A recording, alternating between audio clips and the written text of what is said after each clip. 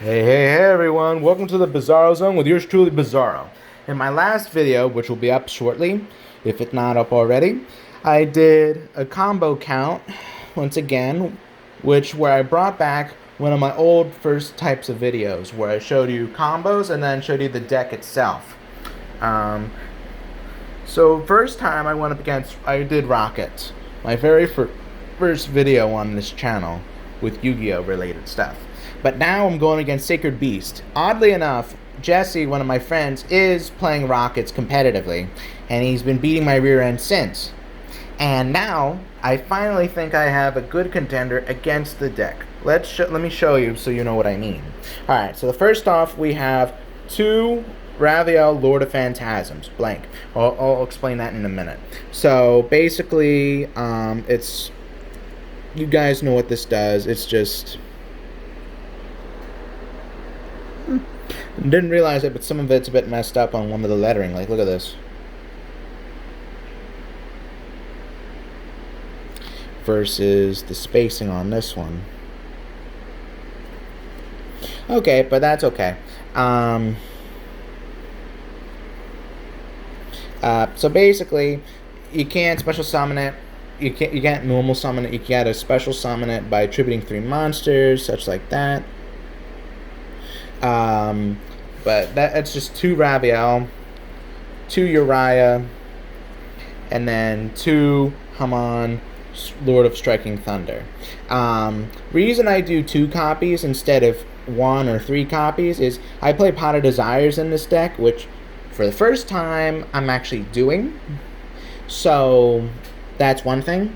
And second, I just like these guys. It seems to work the best in 2 copies each. So that's those.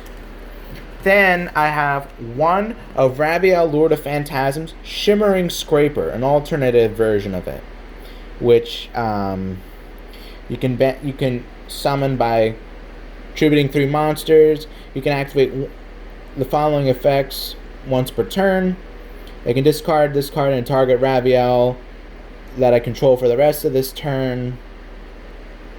It doubles its current attack, which means if it's at 5,000 because of you tribute 1 other monster on the field, it gains 1,000 more attacks, so it's at 5,000.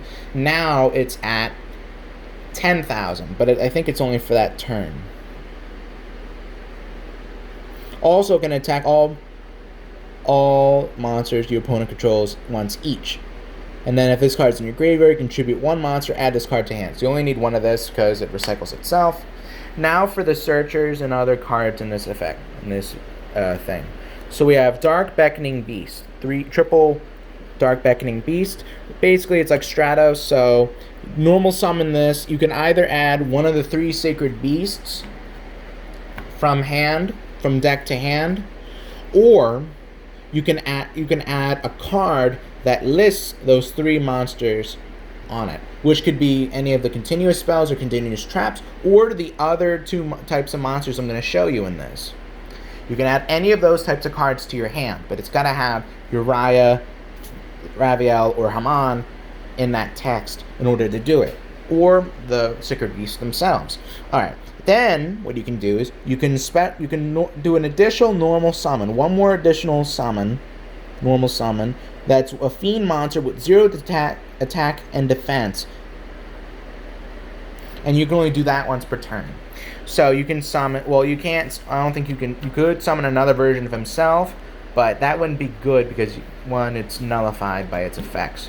Then we have Dark Summoning Beast, 3 of him, and 3 Chaos Summoning Beasts. Let me show you Chaos Summoning Beast first.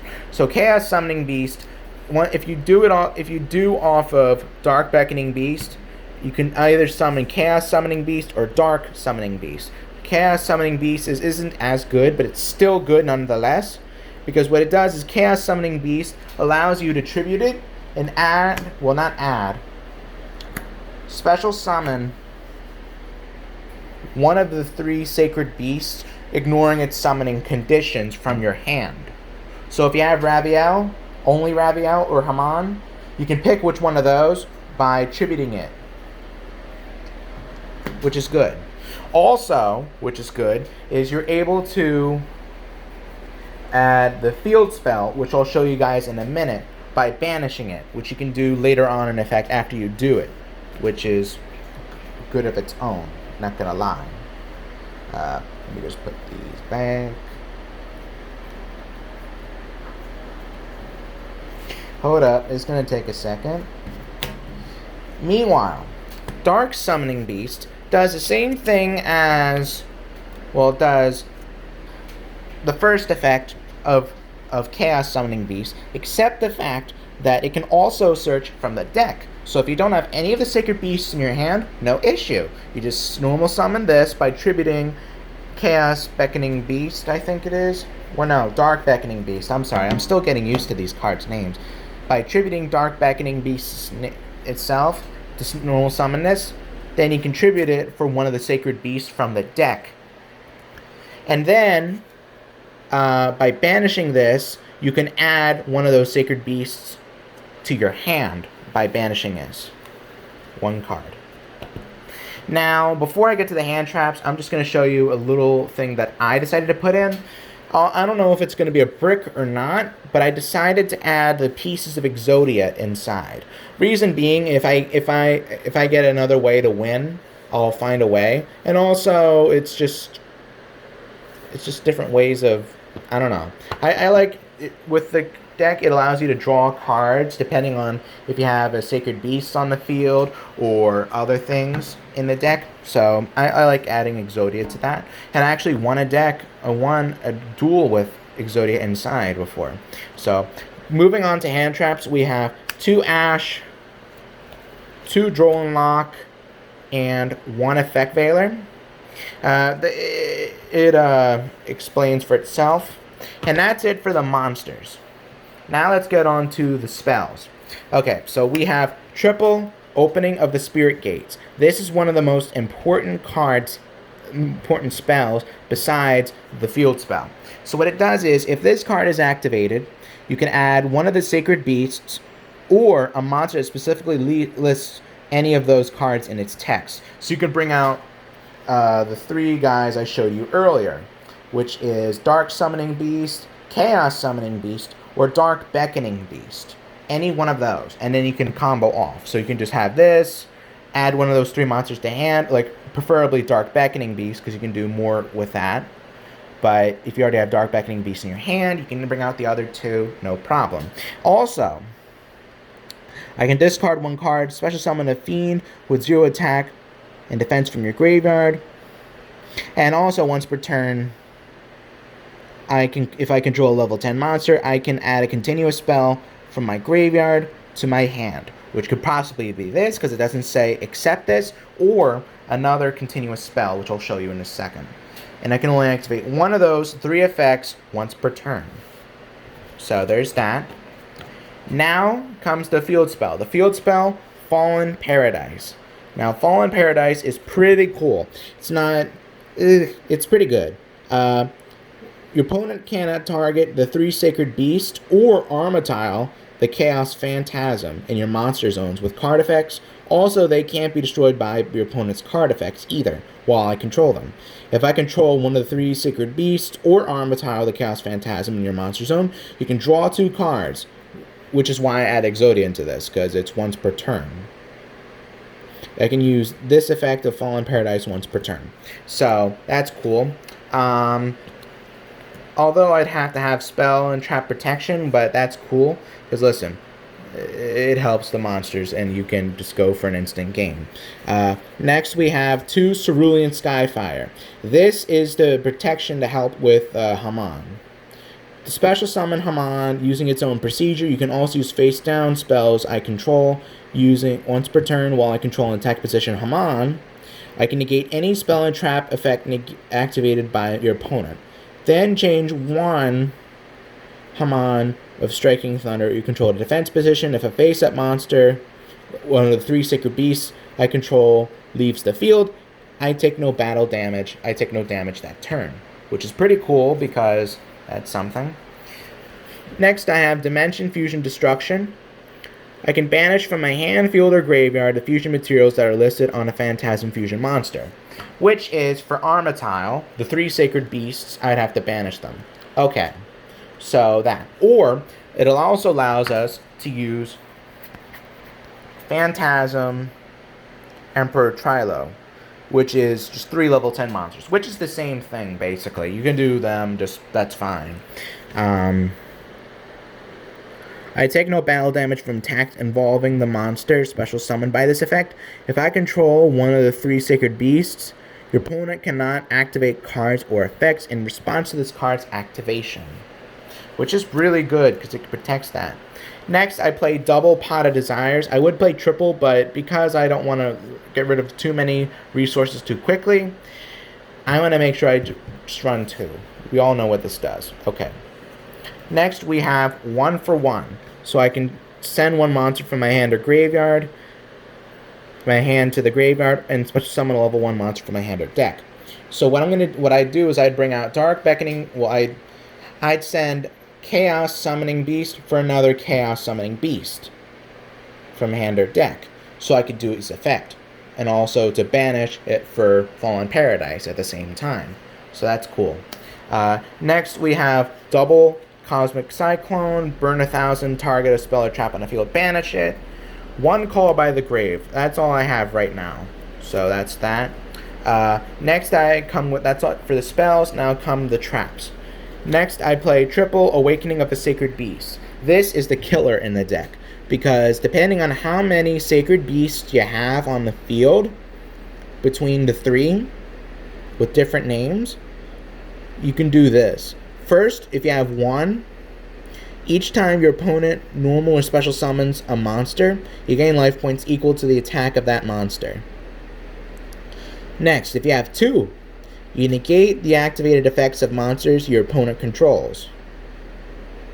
And 3, if you have all 3 of them, any monsters of your opponent's graveyard, any monsters sent to your opponent's graveyard are banished instead. And then once per turn, if you control a level 10 monster, you can add a continuous trap from your graveyard to your hand. So you could add another one of this, or so on and so forth. Yes. And then if you have 3, you can do all these effects. If you have 2, you can do the first and second. And then if you have 1, you can only do the first effect. So on and so forth. Next, we have Hyper Blaze, which is Uriah's card. Special summon Uriah, Lord of Searing Flames, using its own procedure. You can also use face-down traps you control. Once per battle, when an attack is declared involving your Uriah, Lord of Searing Flames, you can send 1 trap from your hand or deck to the graveyard. Its attack becomes the number of face-up traps on the field and in the graveyards times 1,000 for the rest of this turn. Once per turn, you can discard 1 card, add to your hand, or special summon one Uriah, actually one of the Sacred Beasts, ignoring its summoning conditions. Alright, next we have 2, Escape from the Dark Dimension. Target one of your banished dark monsters, meaning attribute. Special summon that target. When this card leaves the field, destroy that target, and then if you do, banish it. So that means if I banished all 3 of my Chaos Summoning Beasts, I can bring them back 1 more time to do some shenanigans, to bring out 2 more Sacred Beasts in different turns. But then, because of its effect, this card's destroyed because the monster's gone, and the monster's banished back where it was. So that's cool. Next, I play double Impermanence. I would have 3, but I only have 2 at the time, and 2 is better than 1. So, Permanence, really good. I also play 2 Solemn Judgment. I do have 3, but the problem is, for consistency, I don't want to be bricking too much. I want more continuous traps in my graveyard, but I can still do some pretty cool stuff as is. So I just do 2 Solemn Judgments. Next, I play Dark Factory of More Production. I can send 1 monster from my hand or field to the graveyard, draw a card. I can use this effect of Dark Factory of More Production once per turn. Okay. Which is pretty good for more draw power.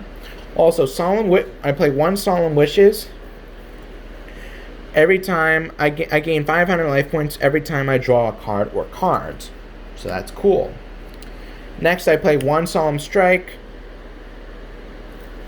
1 Recall, which is pretty cool because it's Dark Bribe from monsters. When your opponent activates a monster effect, your opponent draws 1 card. Also, negate the activation if you do destroy it. So, like Ghost, like any of the Ash, Effect Veiler, those characters, you can destroy them You can negate and destroy them before they hit the graveyard. So if you don't have Call by the Grave on the moment, you have Recall on your set field and be like, nope, and they draw a card. And then finally we have Quaking Mirror Force for the main deck.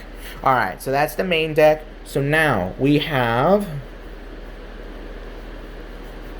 3 triple Armatile. I didn't set this up in time for the deck profile. Next I have triple Phantasm. Wait. Where's the third? Actually, I think I only have 2. Darn. I also have Super Dreadnought Rail Cannon Gustav Max, which is the Lost Art form, by the way, this one. Utopia Double and Utopia. Thousand Eyes Restrict. Nightmare Phoenix, Nightmare Cerberus. Ravenous Crocodragon. Rainbow Neos, and Triple Burst Dragon. Yep. So, that's cool. Anyway, that wraps up my deck profile for today. Hope you guys like what you saw. If you liked what you see, subscribe, like this video, join the family. And if, as I said before, if you have any comments or any ideas on what I should do next, please let me know in the comments below. Also, I'm going to say one more thing. I'm going to be meeting up with a friend of mine tomorrow, Jesse, also known as Ghostly Openings, and him and I are going to be having a rematch. But instead of tunes, we be having Sacred Beasts against his alleged Rockets. Who will win? Who knows? Hopefully me. All right. And also, next week I'll be having a unboxing for Armageddon. Battles of Legend Armageddon. I actually got a box, and I'm just waiting for it to come in for release time, and that means when it's time, it's time. So anyways, guys, I hope you guys enjoy what you saw. I know I'm repeating myself, but I'm just hoping you guys having a wonderful day. This is Bizzaro from the Bizzaro Zone, signing out. Peace.